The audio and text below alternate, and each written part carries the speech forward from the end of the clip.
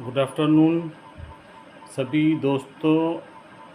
आज का बड़ा इम्पॉर्टेंट टॉपिक है एक्नी।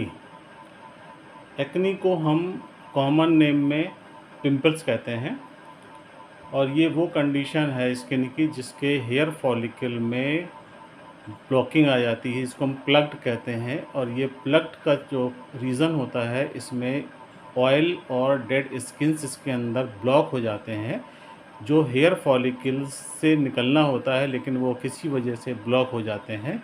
तो ये इसमें एक कंडीशन ऐसी आ जाती है जो हिस्सा थोड़ा सा उभरा हुआ हो जाता है हेयर फॉलिकल्स का।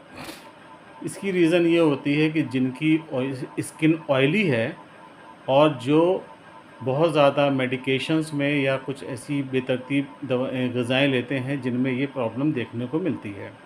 सबसे कॉमन ये टीनेजर्स में और एडल्ट्स में देखने को मिलती है।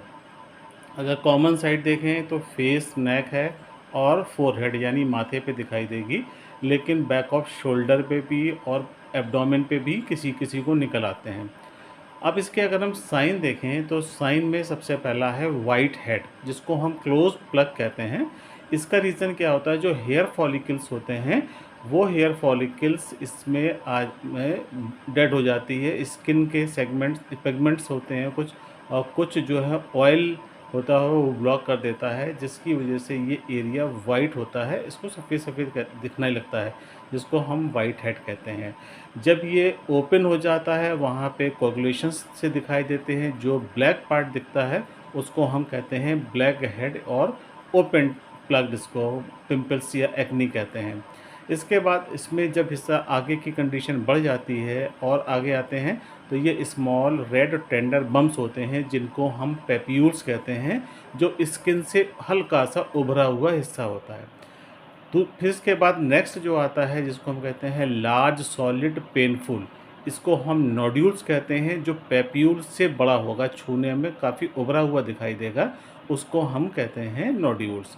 जब ये पेनफुल कंडीशन हो जाती है, अब इसमें इन्फेक्शन हो जाता है जिसकी वजह से पस आ जाता है और वो पस कभी कभी दबाने पर निकल आता है और यह शो होता है, उसको हम सिस्टिक लीजन कहते हैं और ये एक्नी की सबसे वर्स्ट कंडीशन होती है। दूसरा, अगर हम इसके एसोसिएटेड फैक्टर्स देखें तो कुछ फैक्टर ऐसे हैं जैसे हार्मोनल चेंजेस। अगर ये हार्मोनल चेंजेस देखें तो ये हार्मोनल चेंज मेल और फीमेल दोनों टीनेजर्स में एंड्रोजन हार्मोन का अगर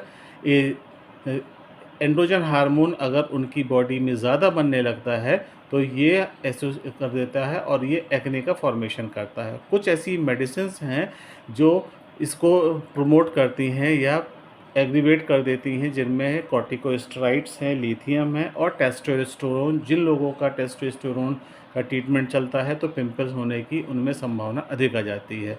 इसके बाद अगर डाइट में देखें, बहुत ही इम्पॉर्टेंट है, आजकल यंगस्टर्स में ये कॉमन प्रॉब्लम आ रही है कि कार्बोहाइड्रेट रिच डाइट अगर वो ले रहे हैं तो कार्बोहाइड्रेट रिच डाइट में सबसे इम्पॉर्टेंट है जैसे कि हर खाने में वो कार्बोहाइड्रेट, और हर थोड़ी थोड़ी देर में अगर वो चिप्स लेते हैं, जो पैक्ड चिप्स आते हैं, वो बहुत ज़्यादा नुकसान करते हैं।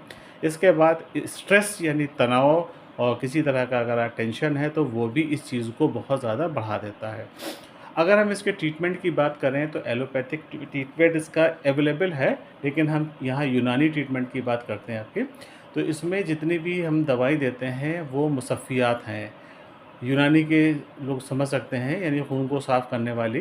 तो इसमें माजून, चोपचीनी, बनुस्खा कला, इसको हम 5 ग्राम सुबह शाम देते हैं। फिर अर्क़ मुसफ़ी है, अर्क़ मुसफ़ी की मकदार 20 ml सुबह, 20 ml शाम है। हब्बे रसौत 1-1 गोली दोपहर और रात में है।